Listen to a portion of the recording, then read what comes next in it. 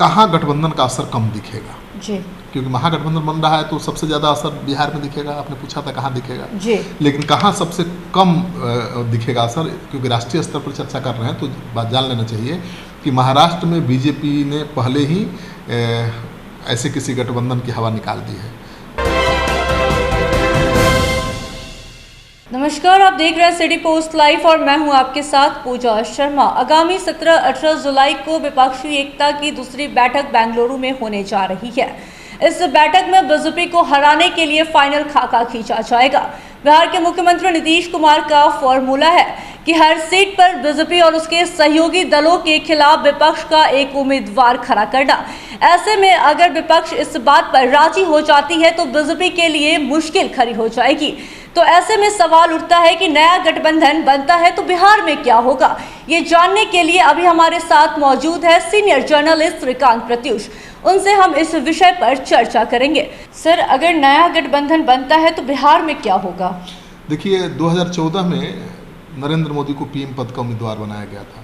उस समय भी नीतीश कुमार बीजेपी के साथ थे, लेकिन पीएम पद का उम्मीदवार जैसे ही नरेंद्र मोदी को बनाया गया, नीतीश कुमार नाराज हो गए और एनडीए का साथ छोड़ दिया।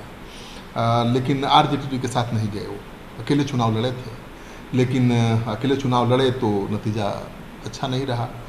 वर्तमान में सिर्फ यही बदलाव है कि अब एनडीए के साथ फिर नीतीश कुमार छोड़ चुके हैं एनडीए का साथ, अब आरजेडी के साथ चले गए हैं, अकेले नहीं हैं, महागठबंधन के साथ चले गए हैं। और वो विपक्ष, देश भर के विपक्षी दलों को एकजुट करने में जुटे हुए हैं। तो 2014 के चुनाव में और आज के चुनाव में, मतलब 2025 के चुनाव में बहुत फर्क है। उस समय नीतीश कुमार आरजेडी के साथ नहीं गए थे, अकेले चुनाव मैदान में थे, केवल 2 ही सीट जीते और उससे उनको सफलता नहीं मिली। लेकिन इस बार महागठबंधन को एकजुट करने की जिम्मेवारी उन्होंने अपने हाथ में ली है। पटना में बैठक की, जिसमें 15 से ज़्यादा दलों के बड़े नेता शामिल हुए, ये बहुत बड़ी बात थी। तो नीतीश कुमार इस बार चुनौती बने हुए हैं बीजेपी के लिए, क्योंकि बिहार में आप समझ जाइए कि बिहार में बीजेपी के साथ रामविलास पासवान की लोक जनशक्ति पार्टी है जी। और उपेंद्र कुशवाहा की रालोसपा भी थी उस समय भी जी। चिराग पासवान भी थे बीजेपी के साथ, उपेंद्र कुशवाहा भी थे। और इस गठबंधन को 40 में से 31 सीटें मिली थी 2014 में। जी। और वोट शेयरिंग को देखा जाए तो 39% से ज़्यादा वोट मिला था एनडीए को। जी। और कांग्रेस 12 सीटों पर लड़ी थी, उससे केवल 2 सीटों पर जीत मिली थी। आरजेडी 4 सीटों पर जीतने में कामयाब हुई थी, 27 सीटों पर लड़ी थी, लेकिन 4 ही जीत पाई थी। और नीतीश कुमार की पार्टी 3800 सीटों पर लड़ी थी, लेकिन केवल 2 सीट पर ही जीत पाई थी। तो 2019 में लोकसभा चुनाव में नीतीश बीजेपी के साथ आ गए। उनको लगा कि भाई लोकसभा का चुनाव जीतना है तो बीजेपी के साथ होना पड़ेगा। हालांकि आरजेडी के साथ भी जा सकते थे, लेकिन नहीं, वो बीजेपी के साथ गए। और एनडीए ने 40 में से 39 सीटें जीत ली, केवल 1 सीट कांग्रेस पार्टी जीत पाई, वो भी बहुत इलाका मुस्लिम बहुल इलाका है, इसलिए जीत पाई। तो पूरा नील बट्टा सन्नाटा हो गया। आरजेडी का खाता, कांग्रेस का खाता खुला केवल, वो भी एक सर। हाँ बिल्कुल। तो नीतीश कुमार जब बीजेपी के साथ गए हैं तो बहुत बड़ा कमाल दिखाया है, इसीलिए उनका महत्व हमेशा रहा ना। आप देखिए कि 40-43 विधायक भी जीते तो भी मुख्यमंत्री बने, क्योंकि बीजेपी को पता है कि नीतीश कुमार के बगैर सरकार बनाना मुश्किल है बिहार में, और नीतीश कुमार को छोड़कर लड़ाई लड़ना मुश्किल है। और 2019 में लोकसभा चुनाव में नीतीश भाजपा के साथ आए तो नतीजा दिखा, लेकिन अब 2024 के चुनाव में फिर से नीतीश कुमार आरजेडी के साथ चले गए। वो अकेले नहीं हैं और विपक्षी दलों को गोलबंद करने की जिम्मेवारी निभा रहे हैं। तो चुनौती मुझे लगता है कि बढ़ेगी बीजेपी की। सर, बीजेपी कितना डरी हुई है विपक्षी एकता से? हाँ, बीजेपी वोट शेयरिंग को लेकर डरी हुई है। अब 2014 में सीटों के मामले में बीजेपी के जीतने की मुख्य वजह विपक्ष का एकजुट नहीं होना था। विपक्ष अलग अलग लड़ रहा था चुनाव, नीतीश कुमार अलग थे, आरजेडी अलग थी, आरजेडी के साथ कांग्रेस लड़ी थी और एनडीए को 31 सीटें मिल गई थी।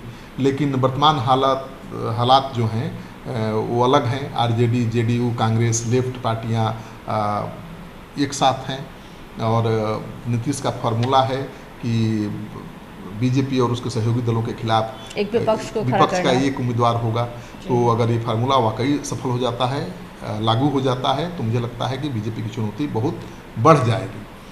सर, विपक्षी एकता का असर कहाँ कहाँ ज़्यादा देखने को मिलेगा?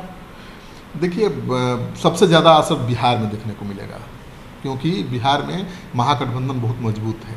महागठबंधन में आरजेडी है जिसका बहुत जनाधार है, कांग्रेस पार्टी है, आपका जेडीयू है, वाम दल है।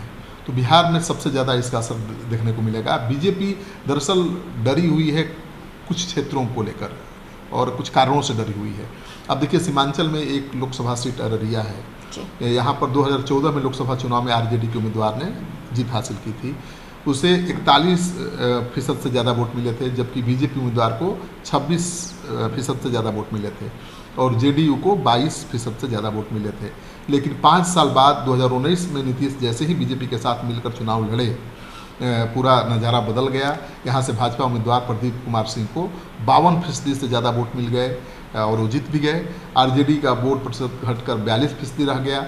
और इसी तरह से सुपौल लोकसभा सीट पर देखें अगर, तो 2014 में महागठबंधन में शामिल कांग्रेस की जीत हुई थी और उसे 34% से ज़्यादा वोट मिले थे, जबकि बीजेपी को 25% से ज़्यादा वोट मिले थे।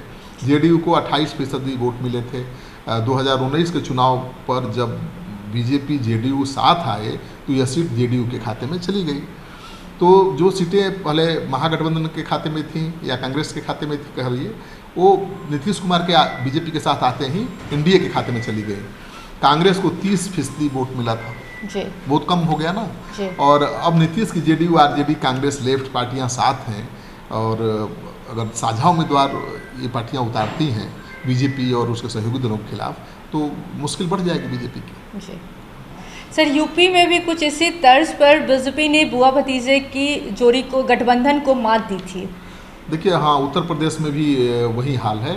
उत्तर प्रदेश में बीजेपी को रोकने के लिए अखिलेश यादव और मायावती साथ भी आए, लेकिन फायदा मायावती को हो गया, अखिलेश यादव को कुछ नहीं हुआ। तो उत्तर प्रदेश में बीजेपी ने छोटे छोटे जो दल हैं उनको साथ लिया, हिंदुत्व के एजेंडे को आगे बढ़ाया, दलितों का हिंदूकरण किया आरएसएस के सहारे, और वहाँ पर बीजेपी ने अखिलेश और मायावती के गठबंधन को हरा दिया। अब इस बार भी मुझे लगता है कि मायावती विपक्षी एकता में शामिल नहीं है। मायावती अलग लड़ेंगी चुनाव। अखिलेश यादव कितनी सीटें कांग्रेस को देंगे, ये सबसे बड़ा सवाल है। और कांग्रेस पार्टी चूँकि कर्नाटक में चुनाव जीती है तो उससे उसका हौसला बुलंद है और राष्ट्रीय पार्टी है, उसकी उम्मीद यही है कि उसको सबसे ज़्यादा सीटें मिलें हर जगह, क्योंकि वो लीड करना चाहती है विपक्षी एकता को। नीतीश कुमार ठीक है, काम शुरू कर रहे हैं नीतीश कुमार, लेकिन अब कमान कांग्रेस के हाथ में उन्होंने दे दी है। तो कांग्रेस पार्टी ही लीड करेगी, कांग्रेस पार्टी ही तय करेगी कौन महागठबंधन का नेता होगा या चेहरा होगा। कौन होगा ये कहना बड़ा मुश्किल है, कांग्रेस क्या करेगी कह पाना भी मुश्किल है। लेकिन यूपी में भी छोटे दलों को लेकर, साथ लेकर बीजेपी ने महागठबंधन का खेल बिगाड़ा था। सर, ऐसे में सबसे अहम सवाल ये भी उठता है कि मुख्यमंत्री नीतीश कुमार के लिए गठबंधन के सामने नई चुनौती क्या होगी? देखिए, कई चुनौतियां हैं, चुनौती एक नहीं है, लेकिन सबसे पहला है कि कहाँ गठबंधन का असर कम दिखेगा जी, क्योंकि महागठबंधन बन रहा है तो सबसे ज़्यादा असर बिहार में दिखेगा। आपने पूछा था कहाँ दिखेगा जी, लेकिन कहाँ सबसे कम दिखेगा असर, क्योंकि राष्ट्रीय स्तर पर चर्चा कर रहे हैं तो बात जान लेना चाहिए कि महाराष्ट्र में बीजेपी ने पहले ही ऐसे किसी गठबंधन की हवा निकाल दी है। विपक्षी एकता की बैठक में शरद पवार भी शामिल हुए थे, उद्धव ठाकरे भी शामिल हुए थे, लेकिन बीजेपी ने एनसीपी को तोड़ दिया वहाँ पर, आपने देखा ही महाराष्ट्र में। यूपी में मायावती इस गठबंधन में शामिल नहीं है और इसकी वजह से बीजेपी को ज़्यादा मशक्क़त यूपी में नहीं करनी पड़ेगी, महाराष्ट्र में नहीं करनी पड़ेगी। और 23 जून को पटना में हुई विपक्षी एकता की मीटिंग में जिस तरह से अरविंद केजरीवाल का बर्ताव दिखा, ममता बनर्जी का बर्ताव दिखा, उससे लगता है कि वो भी साथ नहीं रह पाएंगे, क्योंकि ममता बनर्जी को कांग्रेस से बहुत एलर्जी है, वाम दलों से बहुत एलर्जी है। तो वाम दलों के लिए, कांग्रेस के लिए वो सीटें छोड़ेंगी ये मुश्किल लगता है, क्योंकि वो तो कहेंगी कि भाई बंगाल छोड़ दो, केजरीवाल कह रहे हैं कि पंजाब छोड़ दो, हरियाणा छोड़ दो, दिल्ली छोड़ दो। जी। तो ये दो नेता दगा दे सकते हैं, विपक्षी एकता की बात लगा सकते हैं। और नीतीश कुमार का जो फार्मूला है कि नीतीश कुमार का क्या फार्मूला है, एक तो उनका इमेज जान लीजिए, वो 3C से कभी कॉम्प्रोमाइज़ नहीं करेंगे। उन्होंने कहा है मैंने क्रिमिनल, करप्शन और कम्युनलिज्म, सांप्रदायिकता से कभी समझौता उन्होंने किया भी नहीं है। जी। और अपनी छवि कानून राज वाले नेता के रूप में बनाए हुए हैं, सुशासन बाबू के रूप सुशासन बाबू भी में पूरे कहा देश भर जाता में है। जाने जी। जाते हैं। बेदाग छवि है। जी। दूसरा, 2015 के विधानसभा में विपक्ष का महागठबंधन भाजपा को कैसे बैकफुट पर भेज दिया था, ये सबको पता है और इसका मैसेज भी रहेगा। विपक्षी एकता का फोकस कैंडिडेट को लेकर है और एक कैंडिडेट वाले प्लान में वह कास्ट फैक्टर को भी साथ लेकर चलेगी। जहाँ ज़्यादा जिस जाति का दबदबा होगा उसी जाति का उम्मीदवार चुना जाएगा या दिया जाएगा। अलग अलग राज्यों में अलग अलग जातियों के नेताओं की को आगे लाकर जीत की कोशिश होगी। हालांकि भाजपा इस फैक्टर पर भी काम कर रही है और नीतीश कुमार के गठबंधन के सामने भी कई चुनौतियां हैं। तो नीतीश के गठबंधन के सामने ये सारी चुनौतियां हैं। बिल्कुल, नीतीश कुमार के लिए क्रिटिकल समय चल रहा है अभी कहिए तो। उनके लिए तो यह समय 2013 और 17 से भी खराब है। तेजस्वी के चार्जशीटेड होने के बाद ऐसा लगता है कि नीतीश कुमार अब काफ़ी हद तक समझौतावादी हो गए हैं, उन पर आरोप लग रहा है। जी। क्योंकि तेजस्वी चार्जशीटेड हैं फिर भी उनको डिप्टी सीएम बनाए हुए हैं। और विधानसभा भी सर की गाड़ी पे पहुंचे हैं, जिसके बाद से और भी विवाद उठ गया था। नीतीश कुमार की गाड़ी में सवार होकर तेजस्वी तेज प्रताप विधानसभा पहुंचे थे। उन्होंने एकजुटता दिखाने की कोशिश की थी, लेकिन विपक्ष ने सवाल उठाया कि चार्जशीटेड मुख्यमंत्री डिप्टी सीएम को आप लेकर गाड़ी में घूम रहे हैं। देखिए, नीतीश कुमार ऐसे 6 मामले हैं जिसमें एक्शन ले चुके हैं। किसी भी मंत्री पर आरोप लगा, उसे इस्तीफा ले लिया, लेकिन अब डिप्टी सीएम पर ही आरोप लग गया है। आरोप ही नहीं लगा, चार्जशीटेड हो गए हैं। तो लेकिन वो तेजस्वी यादव का दल बहुत बड़ा दल है, तेजस्वी यादव को हटाना बहुत आसान काम नहीं है। तो राजनीति में कॉम्प्रोमाइज़ करना पड़ता है कहीं कहीं। अगर कॉम्प्रोमाइज़ नहीं करेगा तो ख़त्म हो जाइएगा, ख़त्म हो जाएगा तो कॉम्प्रोमाइज़ कर रहे हैं। क्यों नहीं करेंगे? राजनीति में कौन कॉम्प्रोमाइज़ नहीं करता है? समय के अनुसार जो नहीं चलेगा वो सर्वाइव नहीं करेगा। नीतीश कुमार अगर समय के साथ नहीं चलते तो आज इतने साल से मुख्यमंत्री थोड़े बने रहते। जी। उनकी जाति के कितने वोटर हैं? 2%। कुर्मी कुशवाहा को मिलाकर समीकरण बनाया उन्होंने, लौकुश समीकरण, 16% वोट। लेकिन आप जान लीजिए कि नीतीश कुमार के पास 16% वोट सॉलिड वोट बैंक है और वो किसी को जिताने हराने के लिए काफ़ी है। और बिहार की राजनीति में वो एक बैलेंसिंग फैक्टर हमेशा से बने हुए हैं। तो ये कहना कि नीतीश कुमार को हवा में बीजेपी उड़ा देगी, इतना आसान नहीं है। हाँ, बीजेपी कोशिश कर रही है छोटे दलों को लेकर महागठबंधन को काउंटर करने का।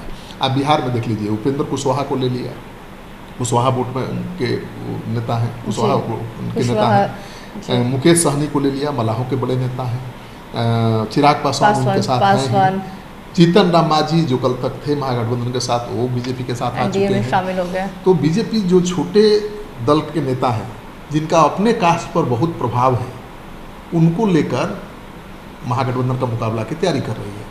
आपको पता है कि देश में तो क्षेत्रीय पार्टियों की संख्या बहुत है, लेकिन कई ऐसी क्षेत्रीय पार्टियां हैं जो भाषा के आधार पर अपना दमखम बनाए हुए हैं। जैसे आप बंगाल में चले जाइए, ममता बनर्जी तो जाति के आधार पर वो पॉलिटिक्स नहीं करती हैं, वो ब्राह्मण हैं, लेकिन पॉलिटिक्स वो करती हैं बंगला भाषा के आधार पर। वो हिंदी नहीं बोलेंगी, जानती हैं हिंदी बोलना, समझती हैं, बंगाली ही बोलती हैं। हाँ, तो भाषा के आधार पर वो अपना लोकप्रियता बनाए हुए हैं।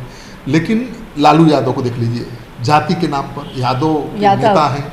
चिराग पासवान पासवानों के नेता हैं। जीतन राम मांझी दलितों के नेता हैं। उपेंद्र कुशवाहा कुशवाहा के नेता हैं। यूपी में अखिलेश यादव यादवों के नेता हैं। तो कई राज्यों में कास्ट लीडर है और उनका बहुत प्रभाव है। वो जहाँ जाते हैं अपने वोट बैंक को साथ लेकर जाते हैं। तो बीजेपी उन कास्ट लीडर को टैप कर रही है।